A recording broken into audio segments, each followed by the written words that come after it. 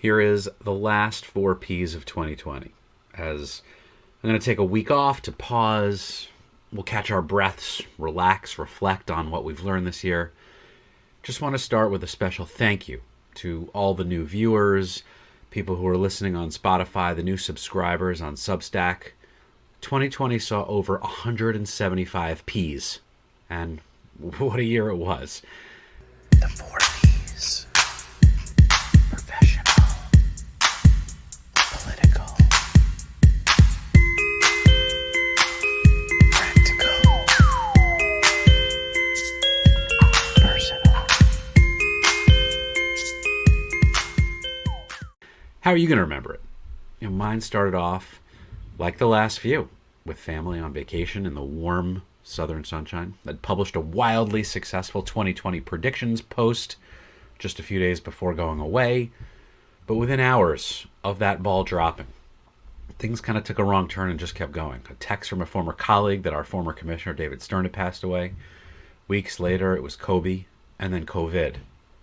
Every plan, every prediction, every idea, every resolution made out the window. Now, here we are nearly 9 months later since we shut things down. And here we are again. We've got a vaccine on the way, a new president-elect moving into the White House. We've already had a big snowstorm. The kids are off from school through the new year. Got our hats, New Year's Eve, masks and noisemakers. Optimism springs anew, with maybe a touch of realism mixed in. So on the cusp of another new year, I feel compelled to try again, to make some new predictions for 2021, knowing full well that something totally crazy and unexpected is just going to blow it all up yet again. So here we go, 21 predictions for 2021, starting with January, which is going to be the deadliest month on record globally for COVID. Blame Christmas gatherings, blame people wanting to see their families, but a month ago, we were at like 100,000 new cases per day in the U.S., and now we're over 200,000 cases per day. Just a few weeks, so just you wait for January. It's going to be bad. Number 2, the Super Bowl, which is scheduled for Sunday, February 7th, if it's not delayed, is going to be underwhelming for several reasons. Both teams are going to be missing players, most likely, due to some sort of COVID-related incident, and they're not going to really delay the game, which just means we'll see a watered-down performance. And the whole build-up, the whole pre-game, pre-week hype that always takes place, that scene with journalists and celebrities and hype and parties, it's going to be depressing. And the game's going to be played in a partially filled stadium in Tampa Bay. It's not going to feel like a Super Bowl. Prediction number 3, speaking of the Super Bowl, this is going to be the worst big game in memory for ads and commercials. With many big brands that are cutting back on their spend or maybe investing more in digital than in TV, we're also seeing others who are just going to take a wait-and-see approach in 2021 when it comes to advertising. And even more who are unable to just blow out big commercial productions. It's going to be an underwhelming year for creative spots, and that's if anyone's even watching. 2020 NFL viewership is down about 10% year over year. So prediction number 4. I'm not going to listen to a single podcast in the year 2021. But I'll make you this promise. I am not going to judge anyone who is inside that echo chamber of mutual reinforcement and professional backslapping. You're contributing to a podcast proliferation pandemic. Prediction number 5.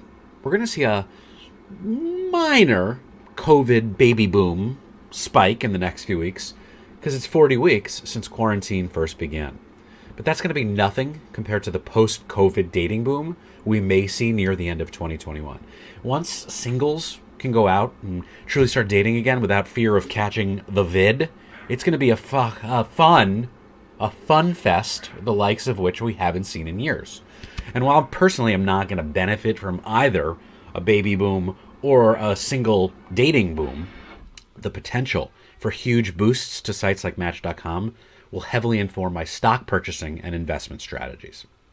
And number 6, with the Black Lives Matter efforts truly growing into a mainstream movement, 2020 was a year where DEI actually went mainstream as a priority for big companies with big executive hires, yet we haven't yet seen as much tangible progress from top to bottom of organizations and across the business ecosystem.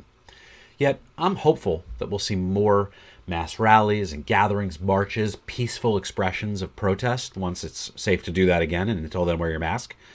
But I'm hoping that this will continue to bring awareness and just push for real lasting change. Prediction 7. I'm finally going to get my COVID-19 vaccine somewhere in late June. I'm going to say, June 21st. 6 months from right about now. So let's all hope that this vaccine continues to be effective against a rapidly mutating COVID strain and set of strains and variations that we're already seeing spread across Europe, right? Another year, we can't allow it to pass without just real meaningful change.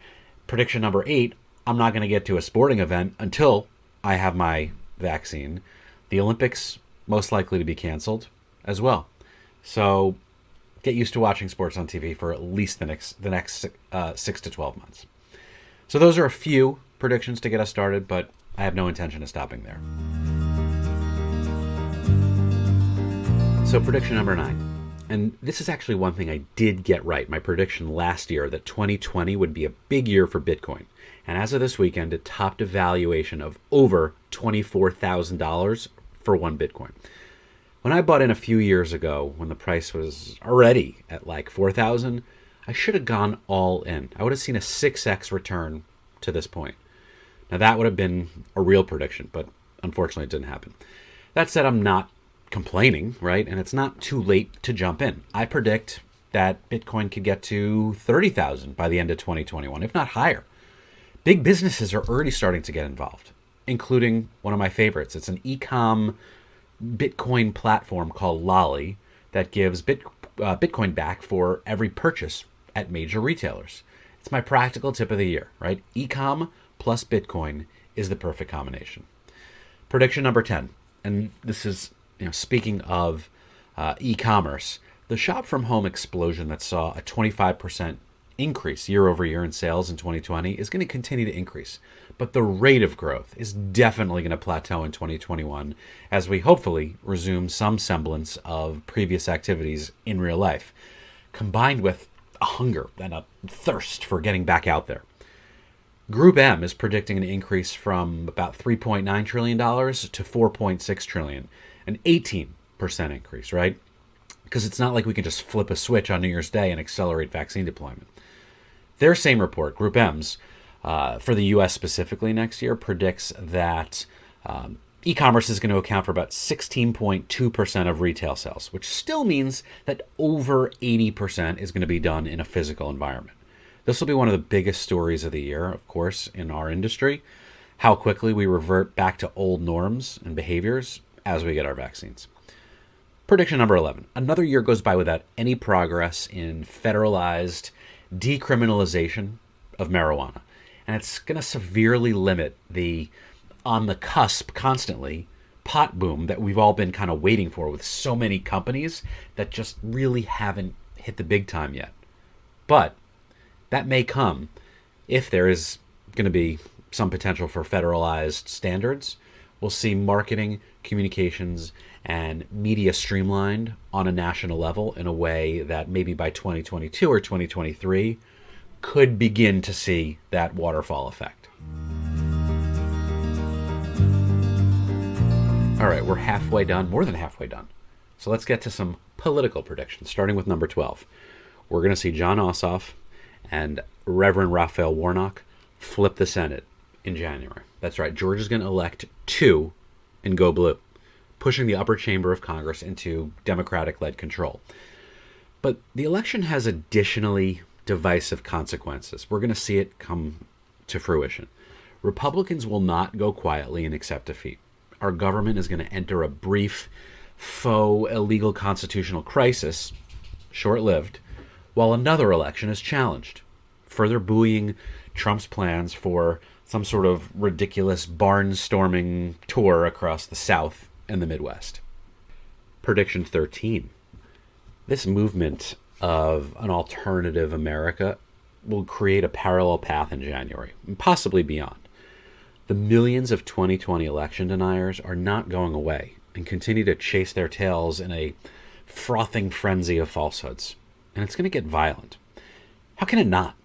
We've got the gun nuts being fed conspiracy theories about the end of democracy. So the question will then become, how does the sane, nonviolent majority manage this crisis? We're going to need law enforcement to truly help protect and serve, and not fuel the flames of further fear and fighting. Prediction 14. While we will not see a civil war, the likes of 1861, ideally and hopefully ever again, we're not going to see armies of neighbors and countrymen lining across battlefields from one another. Instead, the real battles are going to be waged on social media. They already are. President Biden will be forced to limit and restrict and manage and rein in this escalating and increasingly divisive, violent rhetoric on these platforms. And at the same time, he and the government must do everything in their power to mitigate the virtual attacks, invasions by Russia and China into our social and political and economic discourse. They're further dividing our American house, pushing us towards internal annihilation and watching as our civility crumbles. So, prediction 15. When President Biden is able to govern with a willing partner in Congress, we're going to see the biggest, most wide-reaching efforts to combat deteriorating global climate change in our history. Investments in renewable energy and safe, clean technology will become priority causes for business leaders, as well as, even in parallel with, fighting the spread of coronavirus. Prediction 16. When we return to offices again in 2021, things are going to be weird, and they're going to feel weird for a while. Staggered schedules means different people in the offices at different times. We're going to have new safety protocols, and there's going to be a social awkwardness when we're all together in our new normal after not having spent long stretches of time with people outside of our immediate families. There's also the adjustment period needed after months of nonchalant flatulence while on mute during conference calls when we're alone. That's not going to fly when you're in a conference room or in a big group setting. But, we'll have to adjust. Prediction 17.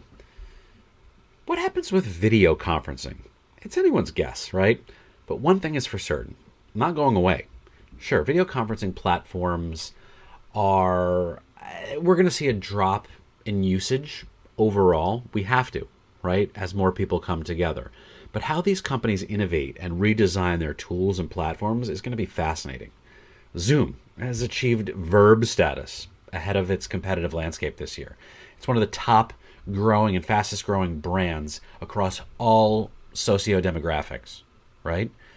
But will colleagues Zoom from their desks instead of meeting in conference rooms? What about AR, VR in conference rooms? That's the future, but it may also now be much more quickly accelerated. Is someone going to buy Zoom? I don't know, maybe Salesforce or Facebook, maybe even IBM. That could be a really smart play. So prediction number 18. B2B and B2C marketing strategies and tactics are going to meet in the middle. The methodology for achieving marketing success, it's becoming the same. You use data to understand the customer or consumer. You identify which platforms will best reach them and when. You customize content for the audience and the platform, and then you target them effectively. In other words, Instagram stories plus LinkedIn stories plus tweet fleets, right? Or some combination thereof. Prediction 19. We're getting there. Utility over empathy. We don't need brands feeling sorry for us or showing that they care. We increasingly need brands and products and services to deliver utility that actually meet our evolving needs and challenges. Humanization and personalization and empathy, they're all really just buzzwords. It's marketing spin that distracts us from the fact that real brand purpose, it's to solve consumer problems. Turning off automated and canned responses on social media platforms, sure, it's a good start and it'll benefit everyone, but it does when times are good or bad. But humanizing brands, it's overthinking it. Prediction number 20. Influencer marketing will become just marketing as new and increasing data privacy laws, changes to analytics tools, and the loss of third party cookies force us just to reimagine everything, not to mention budgets. Influencers will always be on the cusp of innovation, but there's an impending consolidation as marketers need greater consistency, control, and stability, and attribution modeling. In 2021, we'll see a big shift in brands and agencies and platforms actually hiring influencers to be creators for those companies directly, working for them. Sure, a select few can survive and thrive on their own, but most will not. And finally, prediction number 21. When my company returns to working together, one final prediction, things are going to be very different for my Revelation team. Big things are happening and changing very quickly right now, all in good ways. So stay tuned after the holiday break for some major personal and professional news along those lines. Any predictions what that'll be? No matter what happens in 2021, we're still all in it together, right? Happy New Year.